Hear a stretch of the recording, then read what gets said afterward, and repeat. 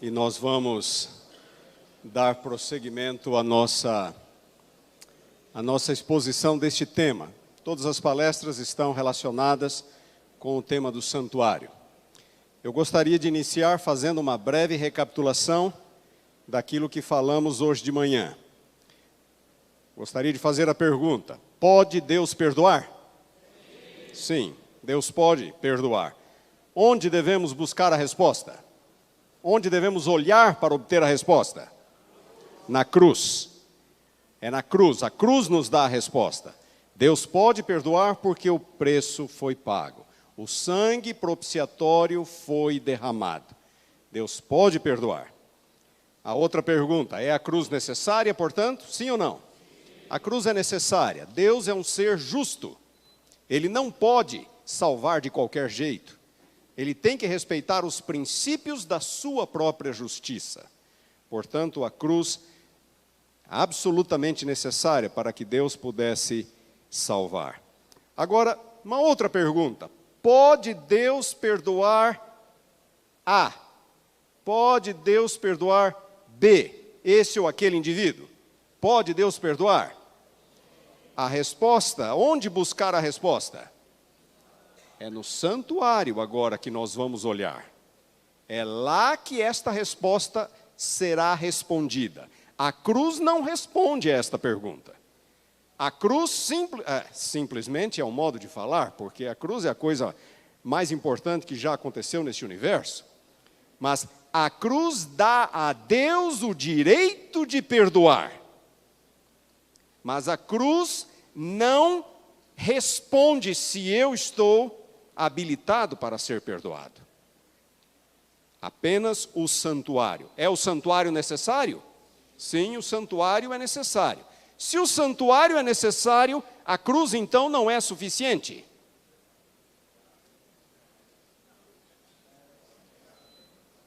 Irmãos, a cruz como sacrifício expiatório é mais que suficiente.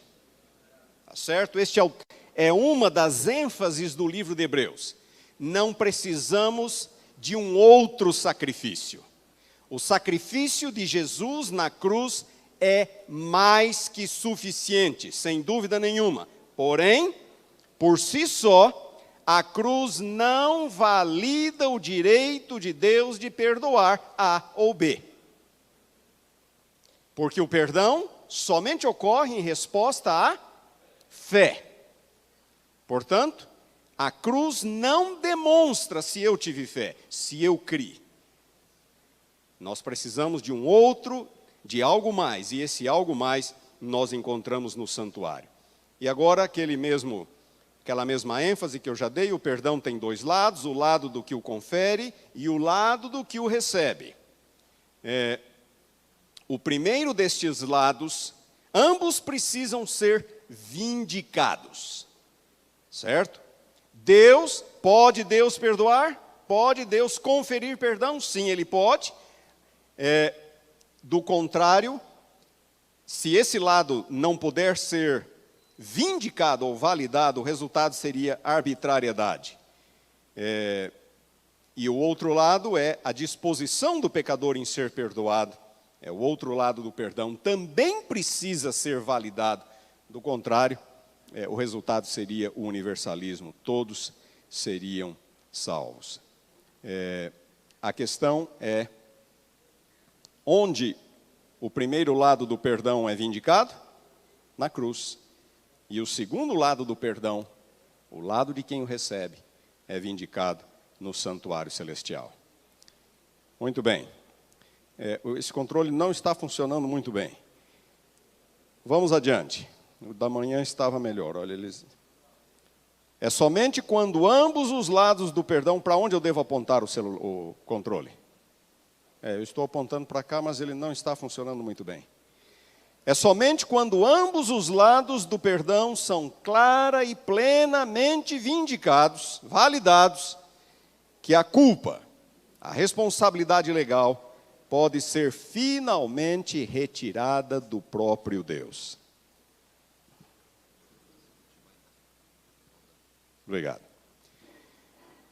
É somente como resultado da ação divina no santuário celestial que o processo legal da redenção se completa e a retidão das ações salvíficas de Deus fica evidenciada.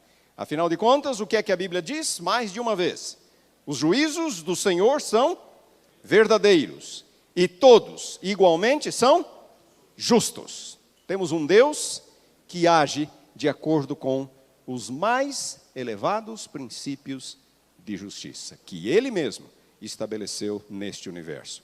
Todas as ações salvíficas de Deus têm de ser justas. Muito bem, vamos à palestra da tarde. Agora falaremos sobre este tema, além do véu. Aonde Jesus entrou em sua ascensão? Por que este tema? Porque Ford, que eu mencionei de manhã, e inúmeros outros, essencialmente ou basicamente todos os nossos irmãos evangélicos, alguns adventistas também, enfatizam o seguinte: expiação foi completada na cruz, purificação total e definitiva do pecado foi obtida na cruz, acesso irrestrito a Deus. Portanto, eu não preciso de um santuário. E eles citam Hebreus capítulo 6, versículos 19 e 20, a qual, o assunto é a esperança, temos por âncora da alma, segura e firme, que penetra onde? Além do véu, onde Jesus, como nosso precursor, entrou por nós, tendo se tornado sumo sacerdote para sempre, segundo a ordem de Melquisedeque.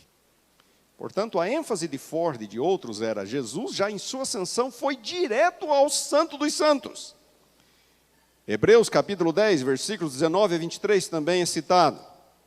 Tendo, pois, irmãos, intrepidez para entrar no Santo dos Santos, pelo sangue de Jesus, pelo novo e vivo caminho que Ele nos consagrou pelo véu, isto é, pela sua carne.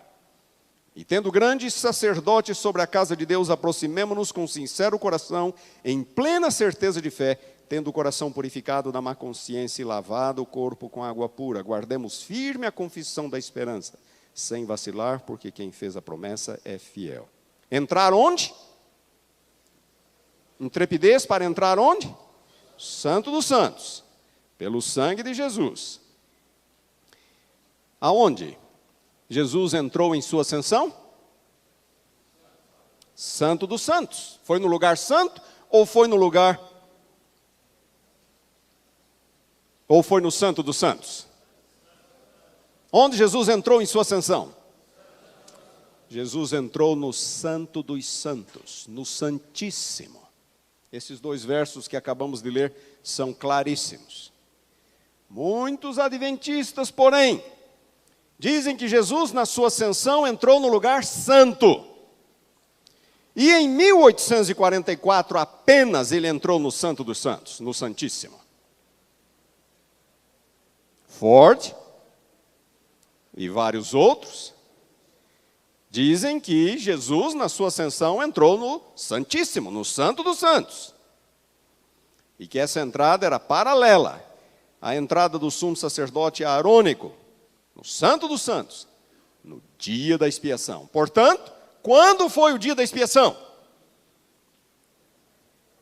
Não precisamos esperar até 1844, é o que Ford dizia. Jesus, já na sua ascensão, foi direto ao Santo dos Santos. Deixa eu só mencionar aqui uma coisa. Nós já vamos comentar sobre isso, mas deixa eu antecipar. Ford não estava errado nesse ponto. No que diz respeito ao lugar onde Jesus entrou. A Bíblia é clara. Jesus entrou no Santíssimo, na sua ascensão. Tá certo? O problema maior de Ford foi que ele, não estou querendo justificá-lo, mas eu estou tentando explicá-lo. Ele foi um grande teólogo adventista, na primeira parte da sua vida. O grande problema foi o contexto de conflito em que ele viveu, e ele tentando reagir ao fundamentalismo de teólogos perfeccionistas adventistas. E até hoje, nós temos que conviver com o ranço daquele fundamentalismo da primeira metade do século XX. Amanhã eu vou falar um pouco mais sobre isso. Mas Jesus entrou no Santo dos Santos. Muito bem, a expressão além do véu. E agora eu vou demonstrar o que eu estou falando. A expressão além do véu. Havia 2 véus no santuário, propriamente dito. Havia um véu que separava, ou a entrada do lugar santo. Havia um véu ali.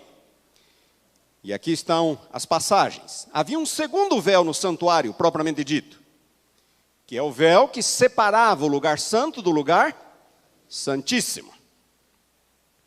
Em Hebreus, Jesus entrou além do segundo véu. Hebreus fala no segundo compartimento do tabernáculo. Havia também o véu que dava acesso ao pátio interno do santuário. Em outras palavras, havia 3 véus. O primeiro, aqui fora, que dava acesso ao pátio. O segundo véu, na entrada do lugar santo. E o terceiro véu, separando o lugar santo do santíssimo. Se nós não contarmos este aqui, então nós temos o primeiro e o segundo. Certo? Se não contarmos ali. Além de qual véu? O texto diz que Jesus entrou além do véu. Pergunta é, além de qual véu Jesus entrou na sua ascensão? O primeiro, que dava acesso ao lugar santo, ou o segundo, que dava acesso ao Santíssimo? A palavra grega ali para véu, e às vezes nós temos que recorrer ao grego, o grego ajuda, no caso do Novo Testamento. A palavra grega ali traduzida por véu é katapetasma. Esta palavra também é utilizada na Septuaginta. Essa abreviação LXX é uma abreviação da versão grega do Antigo Testamento. O Novo Testamento foi escrito em grego, mas o Antigo Testamento foi escrito em hebraico. Há umas porçõezinhas em aramaico. Nos dias de Jesus e dos apóstolos já havia uma tradução para o grego do Antigo Testamento, que é essa, conhecida como a tradução dos 70, ou em grego Septuaginta. Septuaginta nós costumamos falar. Essa palavra katapetasma, que é uma palavra grega, é usada na Septuaginta como referência ao véu externo, aquele que dava acesso ao pátio. Estão ali as passagens. Também é usada como referência ao primeiro véu, que dava acesso ao lugar santo, e também é usada como referência ao segundo véu. A mesma palavra pode se referir aos 3 véus. O véu externo, o primeiro véu e o segundo véu. Em Hebreus, a palavra é katapetasma. É o primeiro véu ou é o segundo véu? Por si só, a palavra é inconclusiva. Não permite uma conclusão segura, porque a palavra pode se referir a qualquer um dos véus. Agora, vamos olhar a expressão como um todo. Esoteron tu katapetasmos. Katapetasmatos, que é a expressão grega. Além do véu. Além do véu. Estou olhando a expressão como um todo.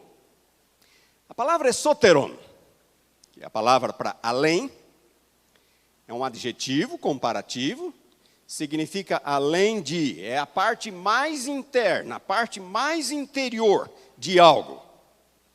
Ela é usada em 1 Samuel 24:3, como referência à parte mais interior da caverna, referência a Davi. É usada também como referência à porta mais interior do santuário, que ali se refere ao Santo dos Santos. Em Atos 16, quando Paulo e Silas estavam presos, eles foram levados até o cárcere mais interior, a prisão mais para dentro do cárcere. Portanto, esoteron significa a parte mais interior. Existem vários outros textos onde a mesma palavra é usada. Quando olhamos a frase completa, esoteron tu katapetasmatos, além do véu, na Septuaginta, 4 vezes ela se refere ao segundo véu, que dava acesso ao Santíssimo. 4 vezes. nenhuma vez ao primeiro véu. Existem ainda outros textos, portanto, se nós pararmos por aqui, eu pergunto, onde Jesus entrou em sua ascensão? Santíssimo, além do véu, certo? Além do véu, a parte mais interior. A frase completa significa o Santíssimo. Outros textos em Hebreus, 9:12, 9:24, 10:19 e 20, não deixam dúvida de que em sua ascensão Jesus entrou além do segundo véu, ou seja, o Santíssimo. A pergunta correta, portanto, não é onde Jesus entrou. Onde Jesus entrou? O texto é claro. O texto é claro. Houve uma época em que muitos adventistas seguravam Jesus no Santo dos Santos por 1840 anos. Foi só em 1844 que ele passou para o Santíssimo. A Bíblia é clara. Jesus entrou além do segundo véu, o Santo dos Santos. A pergunta correta não é aonde ele entrou. A pergunta correta é: o que ele foi fazer ali? Por que ele entrou em sua ascensão? Esta é a pergunta correta. Ford e outros diziam, dia da expiação, já na sua ascensão. A cruz completa tudo, não precisamos de mais nada. Seria essa a resposta? Quando olhamos no Antigo Testamento, e agora eu preciso da atenção de vocês, houve uma outra ocasião em que alguém entrou no Santo dos Santos, além do dia da expiação. No Antigo Testamento há uma outra ocasião, além do dia da expiação, em que alguém entra no Santo dos Santos. Foi quando o santuário foi inaugurado. Foi Moisés que entrou no Santo dos Santos, quando ele completou a construção, para inaugurar, para ungir o Santo dos Santos. Está relatado em Êxodo 40, versículos 1 a 9, Levíticos 8, 10 a 12, Números capítulo 7, versículo 1. Portanto, Hebreus, quando fala que Jesus entrou no Santo dos Santos, a pergunta, quando fala que Jesus entrou além do véu, a pergunta não é aonde ele entrou, porque a resposta é simples. Aonde ele entrou? Santo dos Santos. A pergunta agora é outra. Por quê? O que ele foi fazer ali? É o dia da expiação ou é a inauguração do santuário? Eu acho que vocês já sabem a resposta. Eu quero lhes apresentar agora evidências bíblicas para o que eu acabei, para esse ponto de que na sua ascensão, Jesus entrou no Santo dos Santos não para cumprir o dia tipológico da expiação, mas para inaugurar o santuário celestial. Muito bem. Hebreus capítulo 6, versículos 19 a 20. Ali diz, tendo se tornado sumo sacerdote para sempre. Poderíamos traduzir a expressão genômenos, tendo sido feito, tendo sido empossado, sumo sacerdote para sempre. A instauração do sacerdócio aarônico teve lugar logo após a inauguração do santuário. Moisés inaugura o santuário e então dá posse a Arão como sumo sacerdote. Naquele momento, sem que isto signifique que aquele fosse um dia da expiação. A Bíblia diz que Jesus entrou e se tornou sumo sacerdote. 3 outras passagens em Hebreus descrevem Jesus entrando no santuário, no Santo dos Santos. Hebreus 10, 19 e 20, 9, 12 e 9, 24. Vamos a 10, 19 e 20. Tendo, pois, irmãos, intrepidez para entrar no Santo dos Santos pelo sangue de Jesus, pelo novo e vivo caminho que ele nos consagrou pelo véu, isto é, pela sua carne. A palavra aqui, consagrou. Eu estou usando a Almeida Revista e Atualizada. Quero chamar a atenção desta palavra, consagrou. A palavra grega, o verbo grego, é enkainizo.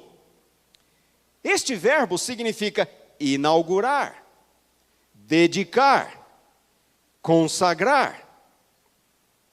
Então, o novo e vivo caminho que ele inaugurou. Esta palavra não é usada em conexão com o dia da expiação. É uma palavra que significa inauguração. E aqui está também a expressão Santo dos Santos. A expressão Santo dos Santos, em grego, ela é, às vezes, a expressão que nós encontramos ali é tarragia. Tarragia. Às vezes ela é torragion também. Vamos falar um pouco de enkainizo, em primeiro lugar, que eu já disse que significa inaugurar, dedicar, consagrar. Esta palavra é usada no contexto da inauguração do Templo de Salomão. Também é usada no contexto da reinauguração do templo após o exílio babilônico. E em relação ao antigo santuário, os termos relacionados a enkainizo são usados 4 vezes na Septuaginta, aquela tradução grega, todas elas no mesmo capítulo, que é número 7, no contexto da inauguração do santuário. Então, quando esta palavra é usada, qual é o assunto? É inauguração. Inauguração, inclusive com relação ao santuário do deserto, Números capítulo 7. Agora ouçam, eu já acabei de afirmar isso para vocês. Esta palavra, enkainizo, nunca é usada em conexão com o dia da expiação. Nunca! Então, quando o texto diz que Jesus entrou além do véu, e que nós devemos ter intrepidez para segui-lo, pelo novo e vivo caminho que ele, enkainizo, que ele inaugurou. O assunto ali não é dia da expiação, o assunto é inauguração, dedicação. Na única vez em que enkainizo ocorre em Hebreus, na única outra vez, que é Hebreus 9:18, ela significa claramente inauguração, dedicação. A outra expressão, uma expressão que se refere ao Santo dos Santos, tarragia, torragion. Expressão hagios, que significa santo, em Hebreus, ocorre 19 vezes. A maioria delas como um adjetivo simples. Santo, simplesmente isto. Santo. 9 vezes, incluindo-se Hebreus capítulo 10, versículo 19, ela é usada em conexão com o santuário ou alguma de suas partes. E agora ouçam, toda a literatura judaica, um grande número de literatura, bíblica e não bíblica, na literatura judaica, esse termo, tarragia, comumente se refere ao santuário como um todo, nunca com relação ao Santo dos Santos apenas. Deixa eu repetir então o que eu estou falando. A expressão Santo dos Santos em Hebreus é tradução da expressão tarragia. Quando nós olhamos na literatura judaica, esta expressão sempre, sem exceção, se refere ao santuário como um todo. Não se refere só ao Santo dos Santos. Na Septuaginta, aquela tradução grega do Antigo Testamento, 109 vezes esta expressão é utilizada, sendo que 106 se refere ao santuário como um todo e 3 vezes ao lugar santo. Nunca ela é usada como referência ao Santo dos Santos. Nunca. Em Hebreus, portanto, a melhor tradução para tarragia deveria ser santuário. Não deveria ser Santo dos Santos. Exceto, é claro, em Hebreus 9:2, onde a referência é inequívoca ao lugar santo. Infelizmente, nossas traduções não ajudam neste ponto em particular. Tarragia deveria ser traduzida por santuário, exceto em Hebreus 9:2, onde é muito claro que a referência é ao lugar santo. Nunca esta palavra é usada na literatura judaica como referência ao Santíssimo. Nunca. Nunca. E olhem as nossas traduções. Almeida, Revista e Atualizada. Hebreus 9:12, Santo dos Santos. Hebreus 9:25, 10:19, 13:11, Santo dos Santos. A Nova Almeida. A Nova Almeida está lá. Hebreus 9:25, Santo dos Santos. Hebreus 13:11, Santo dos Santos. As duas, a Almeida revisada, atualizada, perdão, e a Almeida e a Nova Almeida traduzem Hebreus 9:2 corretamente, é o lugar santo. Olhem a corrigida.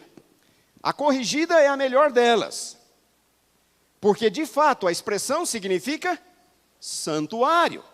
A antiga corrigida tem santuário, mas aqui não deveria ser santuário, aqui deveria ser lugar santo, porque aqui é claramente uma referência ao lugar santo. Mas nesse ponto a corrigida é a melhor das traduções que nós temos. A Nova Versão Internacional, santuário, tabernáculo, lugar santo, está correto. Santo dos santos, santo dos santos, santuário, santo dos santos, santo dos santos, santo dos santos.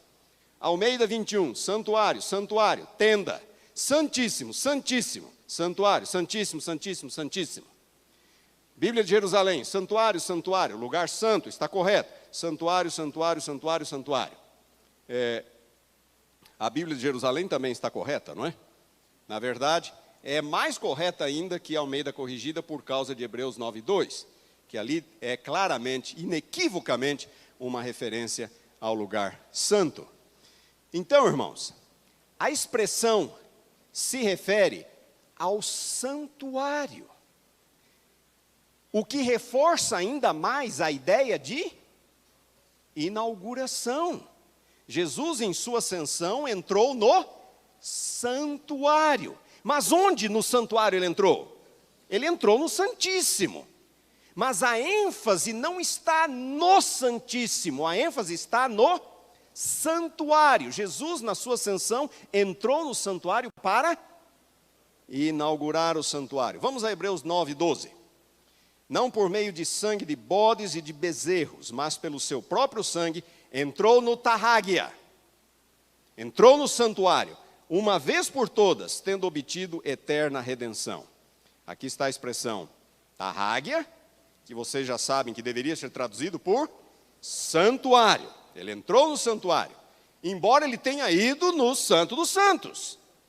Mas a ênfase de Hebreus está na entrada de Jesus no santuário. E eu quero chamar a atenção de vocês para essas duas palavras aqui. Não por meio do sangue de bodes e bezerros. Muito bem. A palavra grega para bode é tragon. E a palavra grega para bezerro é moskon. Certo? São as palavras que são utilizadas ali em Hebreus 9:12. Tragon e moskon. Muito bem. Moskos, que é a mesma palavra moskon, ela é usada 17 vezes em Números, capítulo 7 e 8, no contexto da inauguração do santuário. 17 vezes. A palavra moskos. E ela é usada 7 vezes em Levíticos 16, em referência ao dia da expiação. Então, se eu tomar só a palavra moskos, eu tenho como saber se é inauguração ou dia da expiação? Não, porque a palavra é usada nos dois contextos. Vamos para outra palavra, tragos, que é a mesma palavra tragon, referência aos bodes. Esta palavra é usada 13 vezes em Número 7, no contexto da inauguração do santuário. Mas nenhuma vez em relação ao dia da expiação.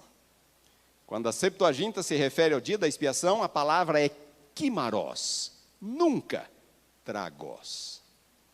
Então, moskos, pode ser um, pode ser outro. Mas quando nós vamos para tragos, aí sim, a referência é única e exclusivamente à inauguração do santuário, nunca ao dia da expiação. Vamos a outra passagem, Hebreus capítulo 9, versículo 24. Porque Cristo não entrou em santuário, feito por mãos, figura do verdadeiro, porém no mesmo céu, para comparecer agora por nós diante de Deus. Se nós olharmos o contexto de Hebreus 9, a referência é muito clara. Os versículos 16 a 21 estão falando da inauguração do santuário, vai até o 24, que é o nosso versículo. No versículo 18 aparece a palavra encainizo, que significa inaugurar, e, portanto, Hebreus 9, 24 não deixa nenhuma dúvida de que a referência é a inauguração do santuário. Muito bem, estamos na conclusão agora. Aonde Jesus entrou em sua ascensão? Ele entrou além do segundo véu. E na linguagem bíblica, essa expressão significa apenas uma coisa: Santo dos Santos. Jesus entrou no Santo dos Santos. Mas a verdadeira questão não é aonde ele entrou. A verdadeira questão é o que ele foi fazer ali. Qual é o evento descrito em Hebreus capítulo 6, versículos 19 e 20, e capítulo 10, versículos 19 a 23. Qual é o evento? E a resposta é só uma: inauguração do santuário celestial. A ideia, portanto, de que o dia da expiação se cumpriu na cruz e que em sua ascensão Jesus já cumpriu a tipologia do dia da expiação, não tem base bíblica. Ele entrou no Santo dos Santos, mas não por causa do dia da expiação. Nós não precisamos segurar Jesus no lugar santo até 1844. Vocês estão me entendendo? Não precisamos. É muito clara, a Bíblia é muito clara. Jesus entrou além do véu, além do segundo véu. A questão não é aonde ele entrou. A questão é por quê, o que ele foi fazer. Foi neste momento que Jesus foi investido como nosso sumo sacerdote, que o santuário celestial foi inaugurado. Deixa eu colocar da seguinte forma: o santuário celestial é a sede do trono de Deus, da morada do Altíssimo. Todas as suas ações procedem dali. Todas as suas ações de governo, todas as suas ações salvíficas estão sediadas, baseadas no santuário celestial. Portanto, ele sempre esteve em funcionamento. Quando Moisés foi chamado para construir um santuário, esse santuário deveria ser cópia de um que já existia. O santuário celestial já estava lá, sempre foi a sede do governo de Deus. Mas alguma coisa tornou a entrada de Jesus no santuário especial em sua ascensão. O que foi? O que tornou a entrada de Jesus especial no santuário logo após, na sua ascensão? A cruz. A cruz. Agora, Jesus estava autorizado, legalmente autorizado a levar adiante a sua obra de intercessão. A cruz dá um novo significado ao santuário. A ascensão fala da glorificação de Jesus. Glorificação é um termo genérico. Jesus é exaltado. No livro de Atos, essa é a ênfase predominante. Jesus é exaltado pelo Pai. É uma ênfase que nós encontramos abundantemente no livro de Atos. Não apenas em Atos, mas abundantemente no livro de Atos. Jesus é exaltado por causa da sua vitória na cruz, por causa de seu triunfo na cruz. Há outras passagens bíblicas que falam da exaltação.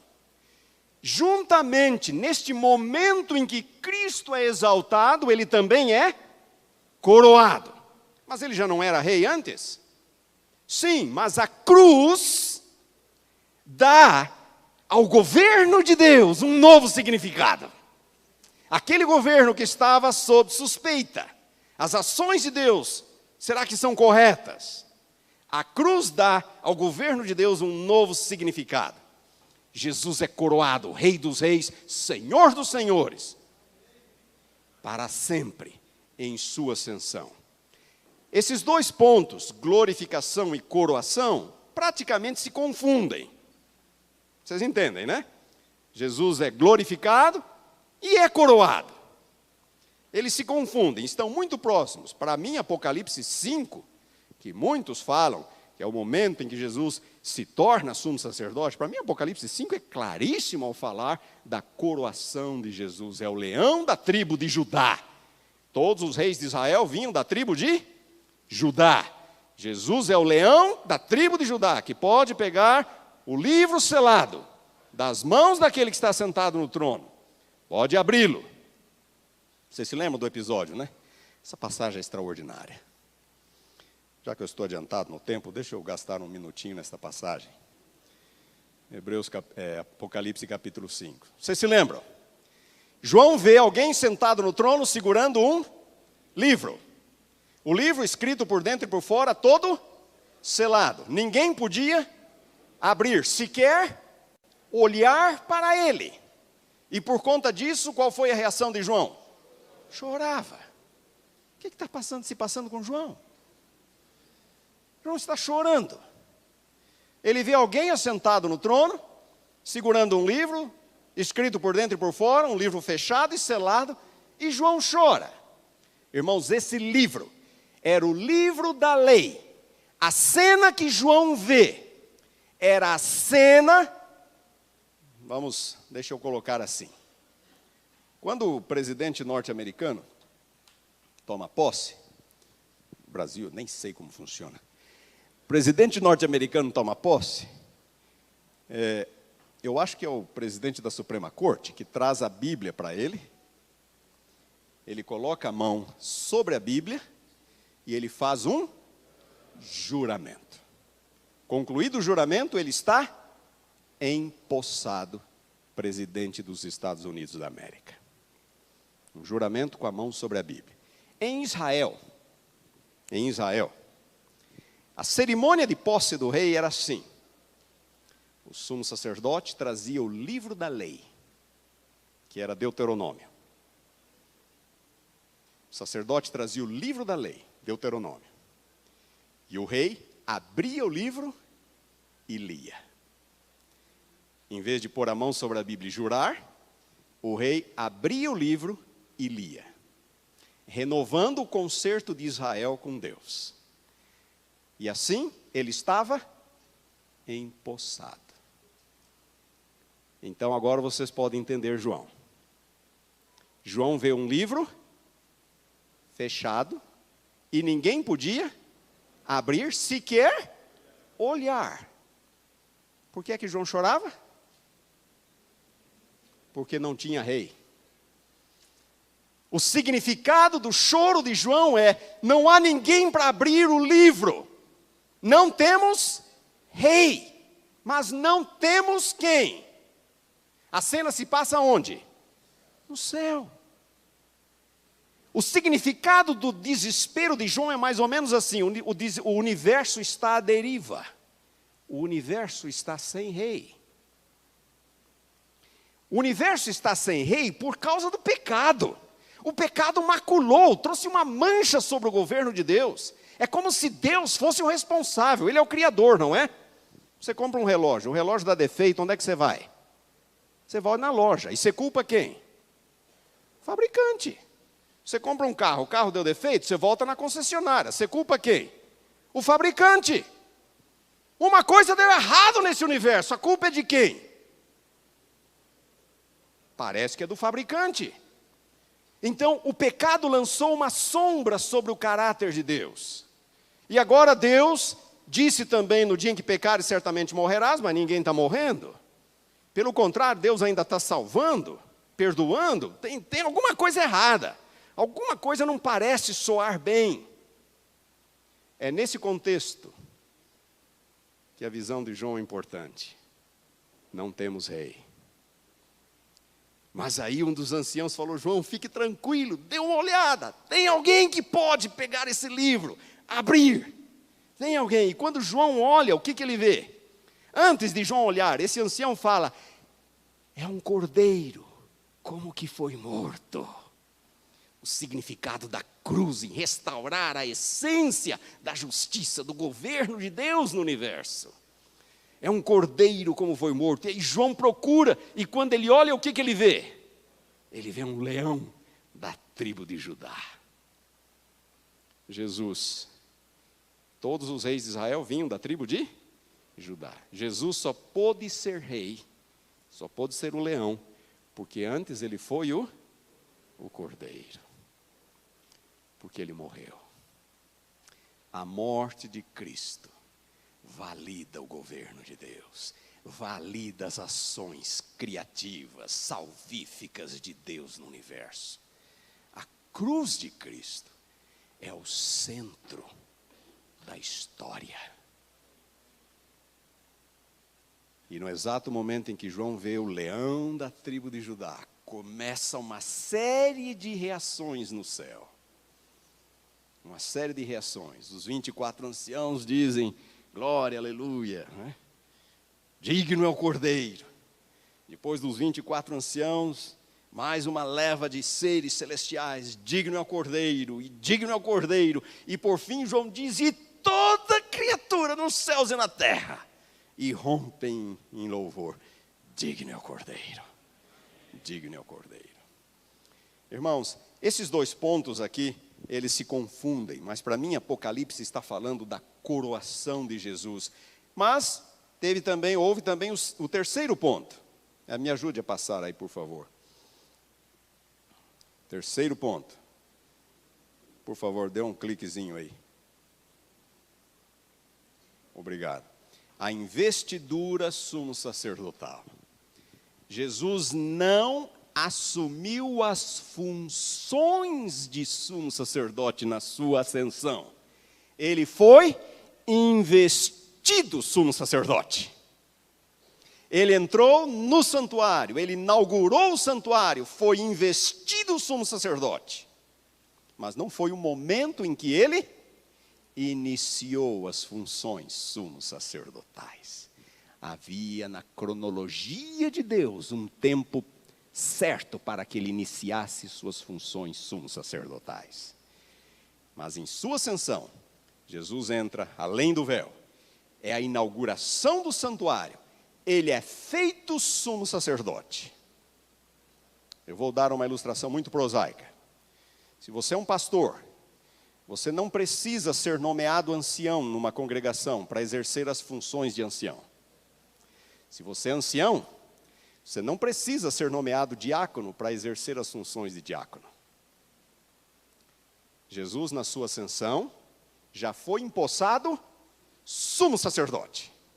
Ele não precisaria ser empossado primeiro sacerdote para depois sumo sacerdote. Ele já é empossado sumo sacerdote.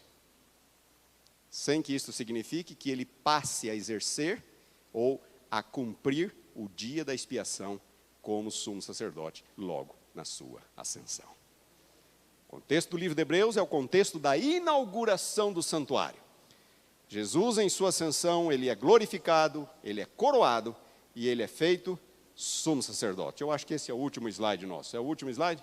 É o último slide. Tenho aqui um prazo aqui de 16 minutos que eu vou usar amanhã a mais na minha palestra. Estou brincando aqui. Tá bom. Espero ter ficado claro. Se tivermos tempo amanhã, daremos oportunidade para perguntas. Obrigado pela atenção.